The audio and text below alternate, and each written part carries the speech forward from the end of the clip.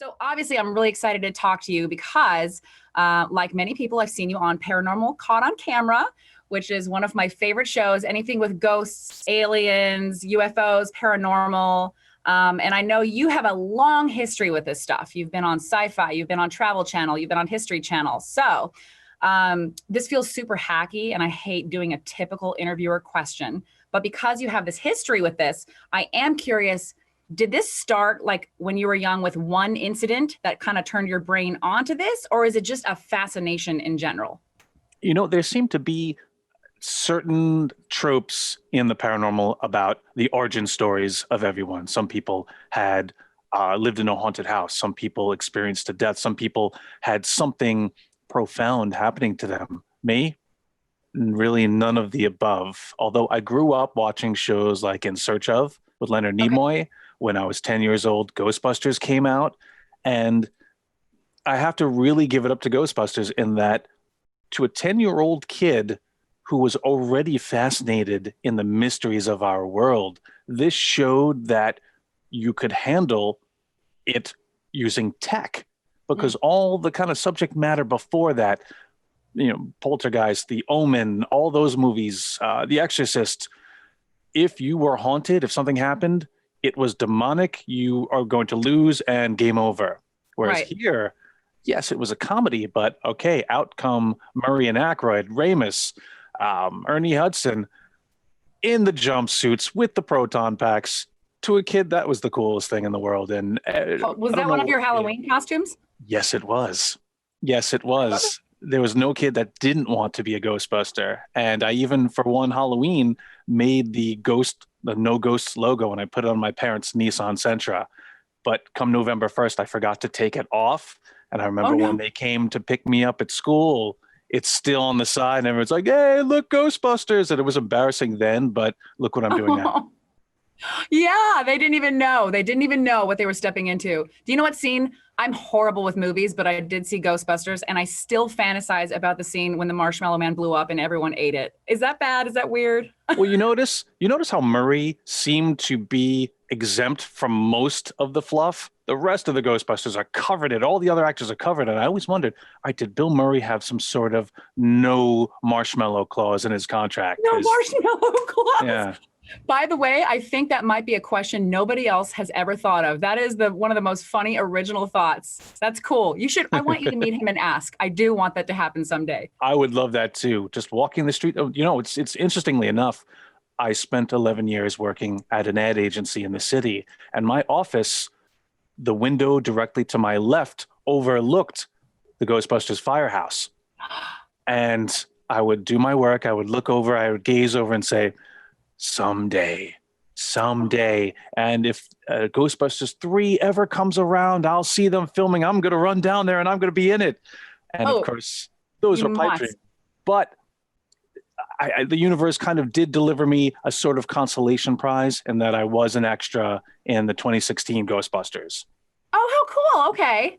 No, I want this to happen. And I love that this is your work, because I thought to myself, I love watching people talk about it. I'm fascinated with it.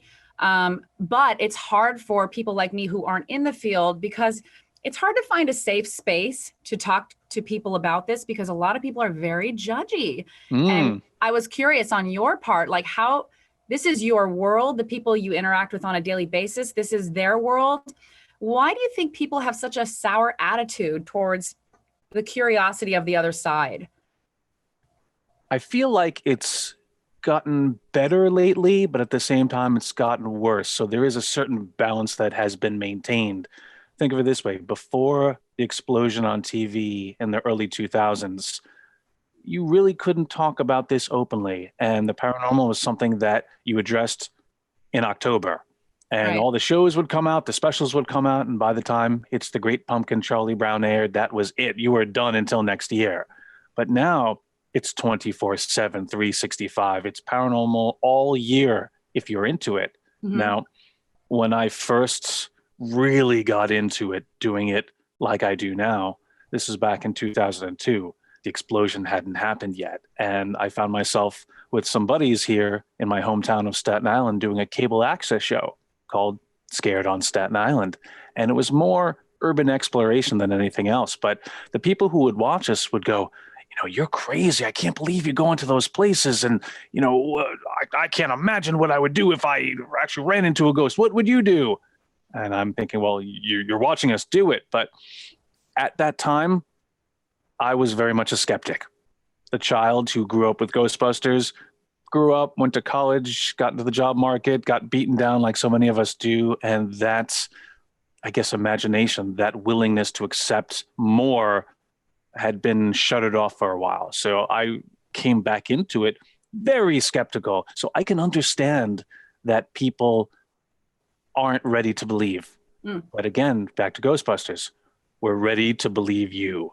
And these days, after all the cases I've been on, the reading, the research, getting mentored, all these different things, I consider myself these days to be a skeptical believer. And what I mean by that is that, yes, I know the phenomena exists. It's the people who report it that I'm skeptical of. Oh, why? Well, think of it this way. All right. If you and I are doing this interview and someone comes into your office and says, hey, I just saw a kangaroo. Well, you know a kangaroo exists. Right. What's the likelihood of it being in your office right now? Right. You fold your arms, you're like, I don't know about that. Yeah. But that's how I treat skeptics these days, because I used to be one. It kills me too, because everybody wants to go viral. So it's like, you sit there on YouTube. I go down that YouTube rabbit hole all the time. I love watching scary videos. I'm scared of them, but I like watching them. But you just don't know how many are real and how many people just want hits, online. Right. That's the one thing that my show, Paranormal Caught on Camera, addresses, I think, very well. It's not so much that, okay, we're telling you that every video you see is the genuine article, but it celebrates the fact that the world over is looking and searching, and for all our differences, we have this commonality. I mean, just today, I'm filming in 2 hours for an episode, and I'm watching videos from Poland. I'm watching videos from Saudi Arabia. I'm watching videos from Russia, and they're all doing it the same. They're all looking the same ways. The languages are different, and I don't always understand what they're saying, but I could hear in their voice, they're scared, but they're curious. And if nothing else, that unites us. We all want to know what comes next. Yeah, and what we would do. And I love that your show gives away, they tell you, if you see something, get out that phone ASAP and send it to us, because you just don't know. These days, especially because everyone has a phone, everyone's got pretty much a movie studio in their pocket. So if something happens, it's very easily captured. And I think that lends to more people either believing or at least being exposed to the things that might eventually lead to someone becoming a believer, because it's more easily referenced. Yes. And who doesn't love to show their friends something and they caught on? Like, when you have it in your phone, that's gold. That's proof, at least in my opinion. The other day, this is so funny, last week, and the timing of this interview is hilarious. I live in an apartment by myself. I've never had anything weird happen, thank God. But I woke up, and you know what a lacrosse ball is, those tiny little balls, you roll out like knots in your knees or whatever. So I had it on the ground, and it rolled from one room to another room. And I get up early for my morning show, probably 4 a.m. So it was dark, but the lights were on, and I'm like, how did it go 10 feet into another room?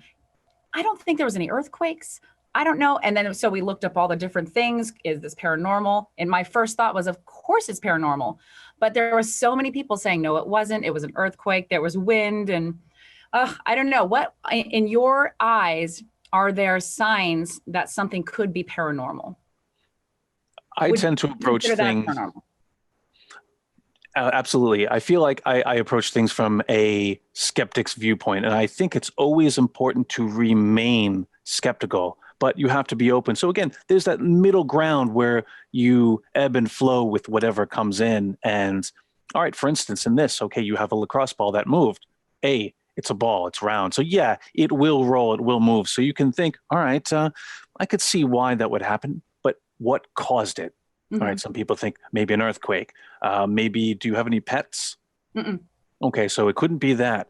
You go down the list and you start Xing out what it can't be. And one of my favorite quotes from a fictional consulting detective is, once you eliminate the impossible, whatever remains, however improbable, must be the truth.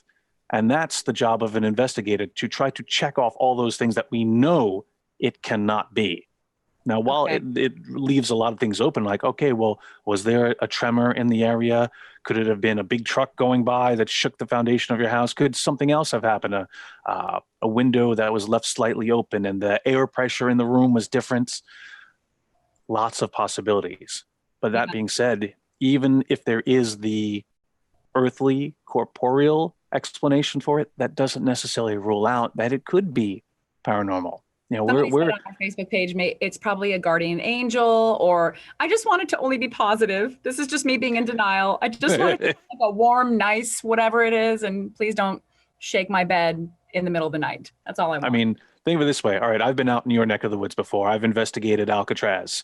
And you can think, okay, oh, it must be horrible in there, all the prisoners and the death and the But think of it this way. How many more tourists have been there than prisoners incarcerated there over the years? So which is going to be there? The energy of the inmates or the people who are curious about it? And I know I was curious. I was just thrilled because the entire time I was there, I'm thinking not Ghost, but Sean Connery filmed here.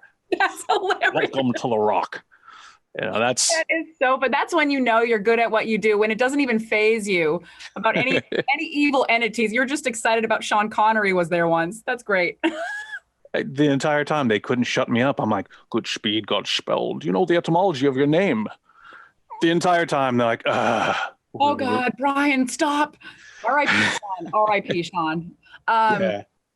It's a dumb question, but how do you not get scared? I mean, I know this is what you're fascinated with, but have you ever had, because you do investigations on the regular, I know you're on tour right now on the East Coast.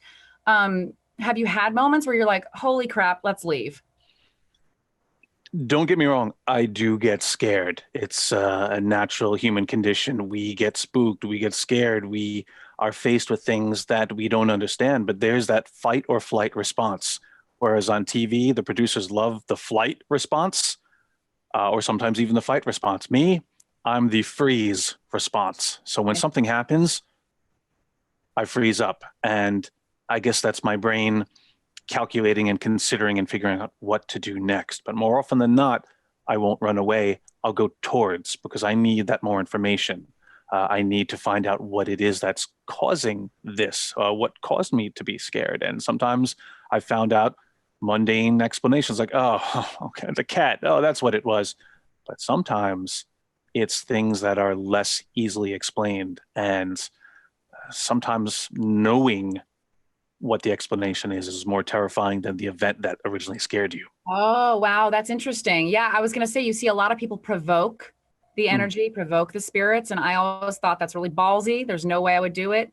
I would need someone next to me to hold on to. I'm the woman who's crying and probably out like, just please lead me to the door eventually. When are we going to get to the car? But it's still, you still want to know. Like, I do want to know there's something there. I do want to feel like we're not alone here. I do like, and I do think there's more people out there like me who, I'm not a skeptic. I want to believe, I just haven't seen it, but I am terrified for the day I do. You know what it is? A lot of people get their sole information from the TV shows and expect, if they're going to go on an investigation, they'll get their first EVP before the first commercial break, because that's how it's done on TV. Right. And that's not always the case. This is why I'm on tour right now with my History of the Paranormal mobile exhibit, because I want to show people that there's something more. There's more to the story. There's a foundation to all that's happening now. There are names and societies and places and concepts that without whom doing that work before us, we are standing on the shoulders of people who've put in that time, put in that work before it was glamorous, before it made you a paranormal rock star. And because of them and their contributions, I'm talking to you. Yeah. Well, that's really neat. And I know it's very easily accessible now. You can download an app and use a spirit box, which I am too afraid to use anyways. But the fact that there's so much technology now, I don't know what it's called, but what is it called where they're on camera and they see the little, like the stick figure ghost looking like that's an SLS camera. SLS, thank you. That's fascinating to me. You know, when I first started in the early 2000s, I had just the basic equipment. And at the time, there was no equipment made specifically for this task. We had to borrow it from other vocations, from construction, from electricians' tools. So our EMF detectors and other things like that. That was all we had. But I even had more old school baby powder, toy cars, strings and ropes, just the basics. But now lights and gadgets and who's 3D printing this and who's manufacturing that. And it's an interesting time. Wow. Have you ever seen anything in the baby powder? And for people watching, do they recommend you put it down on a table or a surface to see if there's like prints on it? Yes, that's the basic concept. So if there is, okay, we always hear footsteps in this hallway, we always see a shadow going down into that bedroom, it's almost like a trap. So you lightly dust the floor with the baby powder in the hopes that, okay, if this thing has any mass or any weight, its footprints will show up or drag in the baby powder.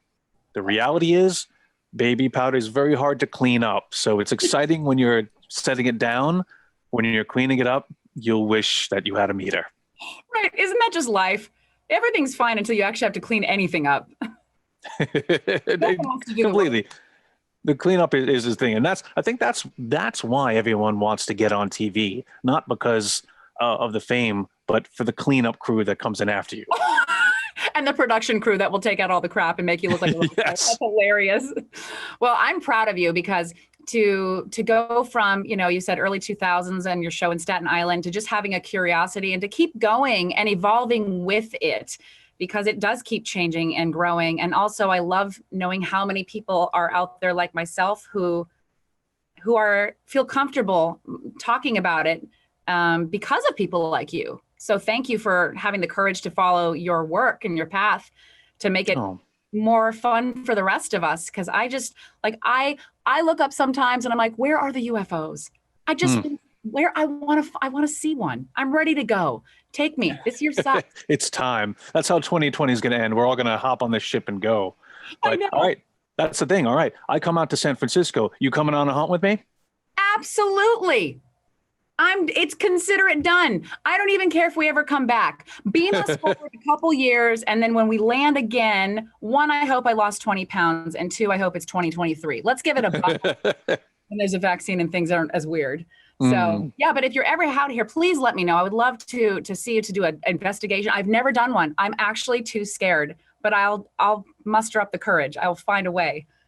Okay. Sounds good. Okay. Well, okay. So the show is Paranormal Caught on Camera. Tell me one thing you're looking forward to next year or in the future, and then where can people find you online if they want to connect with you? Ooh, things I'm looking forward to. Well, Paranormal Caught on Camera. I don't know if I'm supposed to say this or not, but I mean, obviously I'm filming today, season 4. Oh, good. Season 4. So, yeah, you heard it here first. Boom. So I'm excited about that, but I'm like you said, COVID's got to go, because next year, 2021, I've got a tour of Wales planned, followed by a little stint in England. I might be heading to Ireland, trying to figure out getting back to Australia. I want that world tour again, but the world's got to get better before that can happen. But for the meantime, I've been on my History of the Paranormal tour, and you can find out more information about that and me and everything I'm doing at www.neverstopsearching.com. Awesome. Brian, thank you so much. I'm excited for whatever the future holds, and I hope to have a good ghost story for you soon. Oh, sounds good. Thank you for having me. Thank you.